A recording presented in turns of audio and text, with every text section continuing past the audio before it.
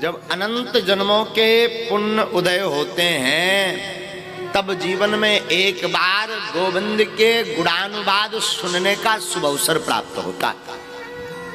एक जन्म के नहीं, कई जन्मों के। अरे साहब, जन्म जन्म मुनि जतन कराई, पर अंत राम कहीं आवत नाही। अंत राम कहीं आवत नाही। जन्मों जन्मों तक बड़े बड़े महात्मा, बड़े बड़े महापुरुष जतन कराते हैं, परंतु में राम नहीं कह आता। अद्भुत है भैया, बहुत सुंदर। इसलिए साधु जी, आप एक बात जीवन में गांठ बांध लीजिए कि आप उन परम सौभाग्यशालियों में एक हैं। शायद आपके माता पिता, आपके गुरुजन, आपके परिवारजन और आपके स्वयं के ऐसे कोई पुण्य होंगे जो कांदीपुर वाले श्री हनुमान जी के चरणों में बैठ करके आज से हम आप सब मिलकर 7 दिन तक गोविंद की चर्चा गाएंगे। हाँ, बड़ी बात तो जे, कहाँ छोटा सा गांव कांदीपुर, पर धन्य है श्री हनुमान जी की पूंछ। कहते हैं कब कहाँ घूम जाए कोई ठिकाना थोड़ी है। हाँ, जब सरपंच साहब हमारे पास आए थे मस्तराम जी, कहाँ बिराजे हो? पीछे बैठे होंगे, काम धाम में लगे होंगे, वो आ रहे हैं। जब ये आए थे तब हम चर्चा कर रहे थे नितिन जी से कि नितिन जी और तो सब ठीक है, कथा तो होनी चाहिए, भाव बड़े प्रबल हैं इन सबके, कथा इनको सुनाने चलना चाहिए। लेकिन ये लग रहा था कि वहाँ पर गांव में इतना समुदाय आ जाएगा, कैसे ये सब व्यवस्था कर पाएंगे। पर हमें लगा कि कांदीपुर हनुमान जी ही स्वयं हमको बुला रहे थे कथा करवाने के लिए, और उनकी कृपा हुई, सोई हम नाक रगड़त भटकत चले आए हैं। लेकिन बड़ो तो जो बड़ो सौभाग्य की बात के इस जो है दमोह जिला के इस कांदीपुर के इस स्थान में 7 दिन तक खूब चकाचक झूम झूम करके गोविंद के गुणानुवाद गाएंगे। हाँ, पता ही नहीं लगेगा कब 7 दिन बीत गए। ठाकुर की ऐसी महिमा ही है।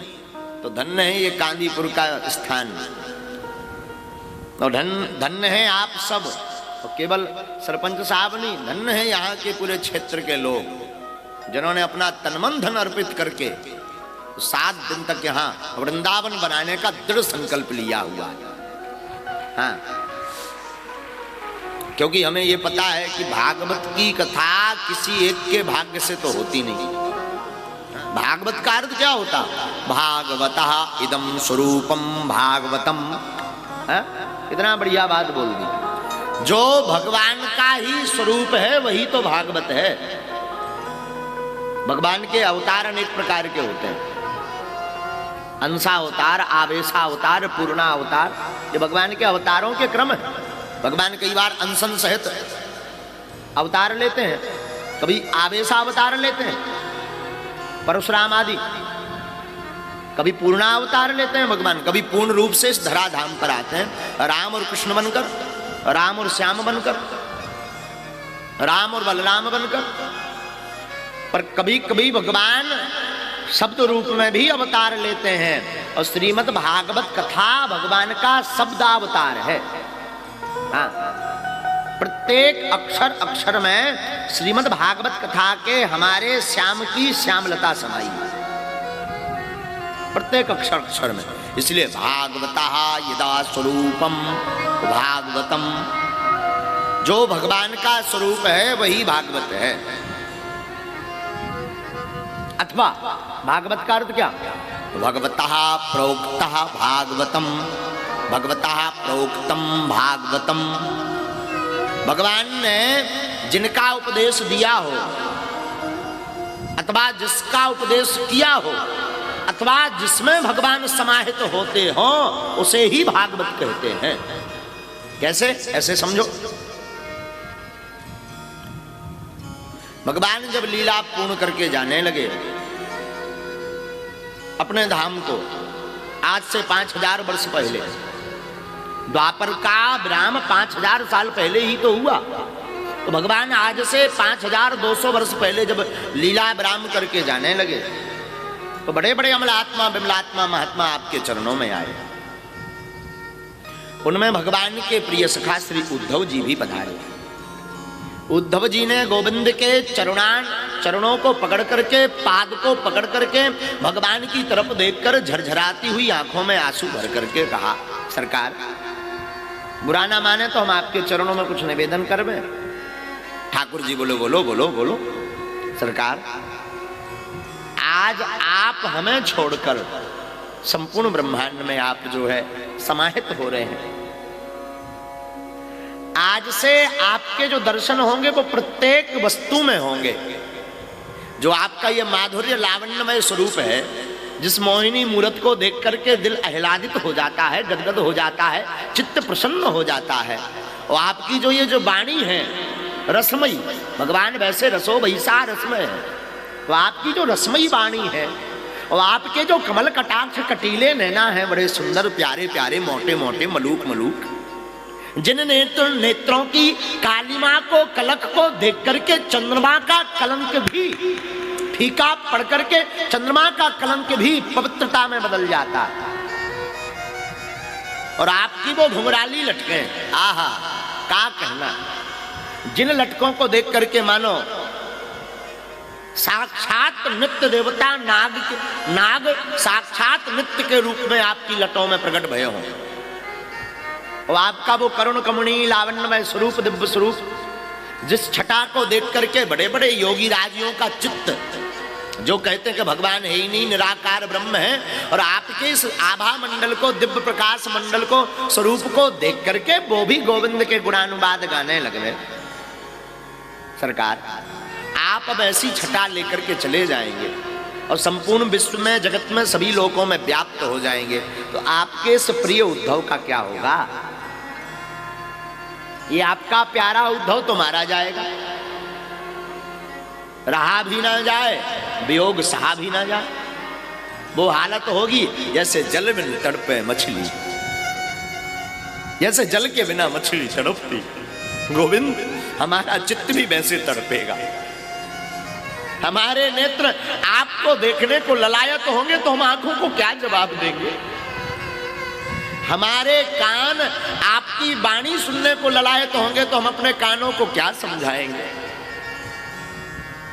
हमारा ये जो दिल है, जिस दिल में आप बसे हैं, हमारा ये जो हृदय है, जिस दिल पर आप राज करते हैं, ये कभी कभी मचलेगा, कभी कभी पूछेगा कि ये राजा कहाँ गया, सिंहासन तुम्हारा खाली पड़ा। हम इसको क्या जवाब देंगे? पता है भगवान ने क्या कहा? पता है गोविंद ने क्या कहा?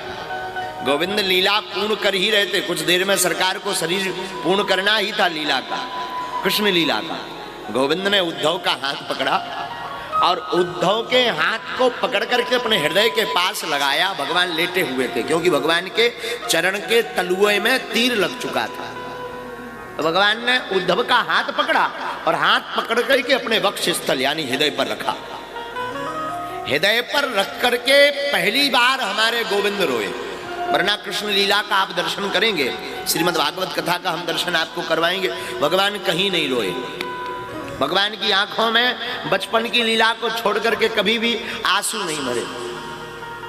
माधुर्य लीला भर छोड़ करके कुछ माता जब डांट दे में तो जरा भगवान नटखटी कर दे में, झूठी मूठी आंखों में अश्रु, आंखों से अश्रु सिंचित करने के लिए, ये मान के चलो कि माँ के पाद कमलों का प्रक्षालन करने के लिए आंखें छलक आए तो ठीक है। बाकी भगवान की आप पूरी लीला का दर्शन करो तो भगवान कहीं नहीं रोए। भगवान ने मथुरा के जेल खाने में अवतार लिया, गए कहाँ? गोकुल। रोए नहीं, मुस्कुराए। कुछ दिन गोकुल में रहे, चित्त नहीं चिपका, सो वृंदावन आ गए। वृंदावन आए तब भी मुस्कुराए, गोकुल को छोड़ा तब भी मुस्कुराए। और कई दिनों तक वृंदावन रहे, लेकिन वृंदावन में भी मन नहीं टिका। तो मामा कंस को मारने के बहाने अक्रूर जी के साथ में वहां से चले आए। गोपियां रोती रहीं, जसोदा मैया रोती रहीं, ब्रजवासी रोते रहे, ब्रजांगनाएं रोती रहीं, ब्रज के गोपबाल रोते रहे, लेकिन ठाकुर जी मुस्कुराते ही रहे। भगवान ने कंस का वध कर दिया। कंस का जो ससुर था जरासंध, उसने 17 बार आक्रमण किया, भगवान तब भी मुस्कुराए। 18वीं बार हमारे गोविंद रणछोड़ दास बन गए, तब भी हमारे गोविंद मुस्कुराए।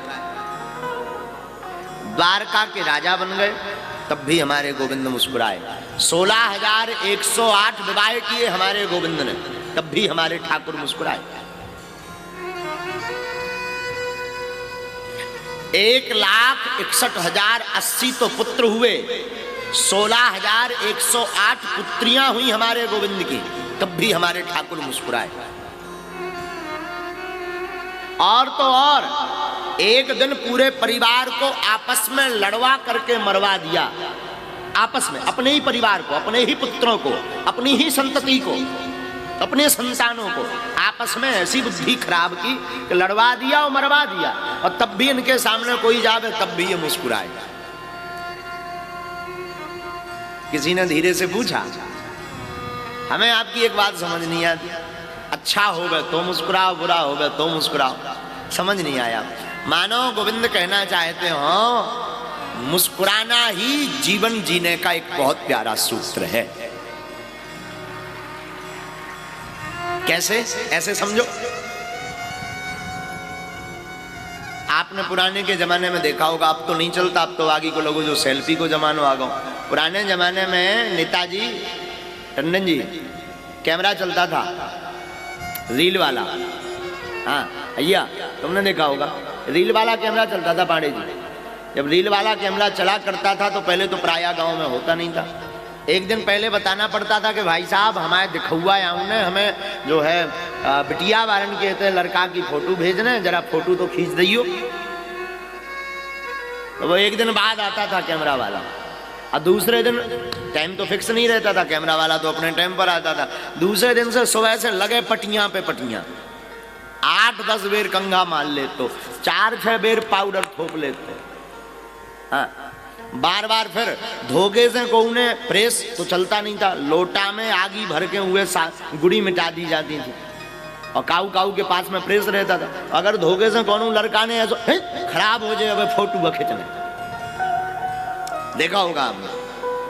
अब जब कैमरा वाला आता था तो उस जमाने में कैमरा वाले के भी बड़े बड़े वो थे। अब आज तो ठीक है, आज तो चाय जहाँ मिल जाते हैं, आज तो जेबी में कैमरा है। पहले कैमरा वाले के भी बड़े भाव हुआ करते थे, बड़े भाव। वो आता था, कुर्सी दी जाती थी, चाय दी जाती थी, बढ़िया खींच देना, भैया कितने दिन में मिलेगी, काय भैया कितने दिन में आ जाए, वो बताओ करत दो। रील धुप भेजे फिर है 10 दिन तो लग जाए। और 8-10 बेर जब लोग के घरे आदमी होना आए, जब लोग कैमरा वाले हैं आगे के लगे, संतुष्टि ना होती, एक ही फोटो खींच गई। तो जो कैमरा वाला हुआ करता था उसकी एक स्टाइल होती थी, उसे 2 चीजें सीखनी पड़ती थी, एक बैठना और एक अंग्रेजी के 2 शब्द। जब वो बैठा करता था तो घुटने के बल ऐसा टेढ़ा ऐसे। अब वो सीखा क्या करता था, अंग्रेजी में वो सीख लेता था प्लीज स्माइल में। हाँ जी या ना जी, बोलो ना, क्या बोलता था? भले ही हुए आगे के लगे हैं अपनो बाप को नाव लिखत ना आउट हो, पर उन्हें अगर कैमरा ले लो तो जो जरूर सीख ले, तो प्लीज स्माइल मी, और 2-4 बार बोलत तो, ताकि सामने वाले यहाँ लगे कि हम भी पढ़े लिखे हैं। तो क्या बोलता था? प्लीज स्माइल मी, कृपया आप मुस्कुराइए। और फिर वो जैसे आप दांत निपोड़ है, तुमने दांत निपोड़ है, तुमने खिंच हाँ, तुरंत फोटो खिंच गई। इसके बाद जब वो 10-15 दिन बाद धुल करके आती थी तो अपनी फोटो देख करके आदमी यार जौनदन फोटो 10 बेर देखत तो खराब ना हो जाए। आहा, क्या गजब फोटो आई।